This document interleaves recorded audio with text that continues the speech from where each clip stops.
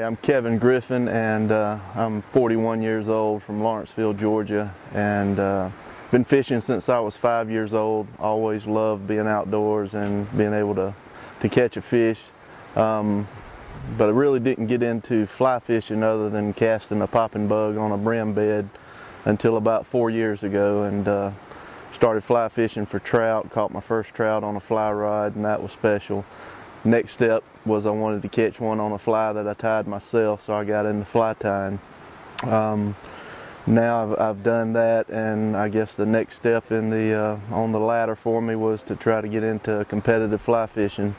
And competitive fly fishing to me is amazing. I wouldn't trade it for the world. The camaraderie that you have with all of your teammates, going off for a weekend and spending it on a great stretch of river and competing with some of the best anglers in the nation, coming back at night after your first round and tying flies and just talking about what happened for the day, there's nothing like it. I'm very competitive by nature, and I do enjoy getting on the stream and just relaxing by myself, but I also love the adrenaline rush that you get when you stick a 21, 22-inch pig during a competition. You got to get him in and your time's running out. I mean, it's hard to describe that.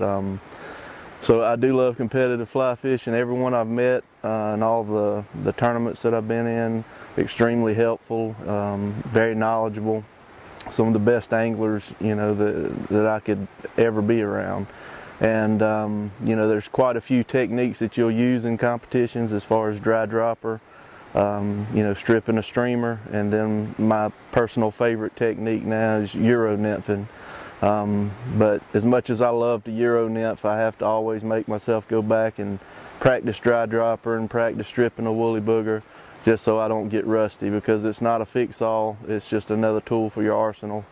And what competitive fly fishing has taught me is, when you have a stretch of river and they give you a beat and you can only fish from this area to this area, you've got to look at the water, be able to read it, and know what technique to use and when. And what it's done above all else is even my time that I spend on the water by myself, if I've got 2 hours that I can get out there and get on the water, it makes those 2 hours very effective, and I got the best chance of catching a fish. So my catch rate has increased tremendously, just from competitive fly fishing. So if any of y'all are thinking about getting into it, I'd recommend maybe going out to a tournament and getting to talk to some of the competitive anglers, see what it's all about, and because it's not for everyone, but it definitely has increased my ability to catch fish, and I love it.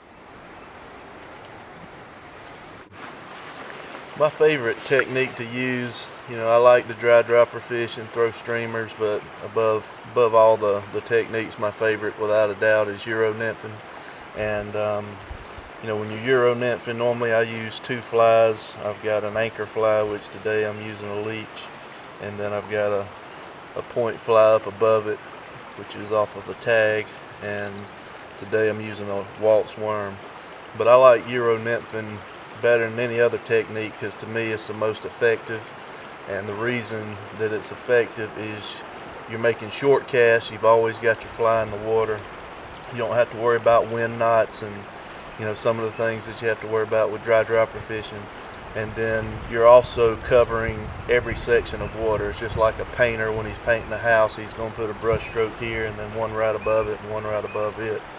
So you take a section of the river, you're covering every single possible area there, and you've always got your fly in the water, so your chances of catching a fish to me are a lot greater.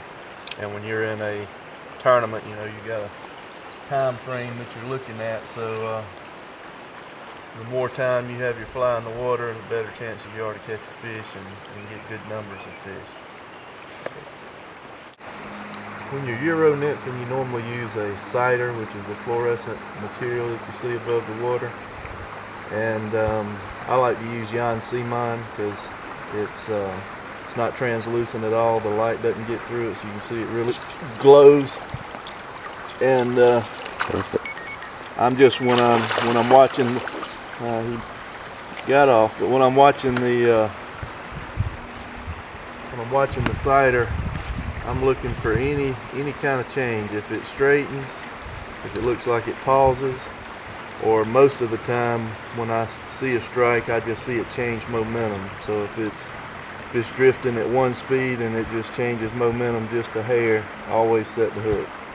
If it's not a fish, that's fine. You can be right back in the water, but you don't want to miss a fish just because you weren't sure if he hit it or not. So if you see it change momentum at all, go ahead and set the hook. Awesome.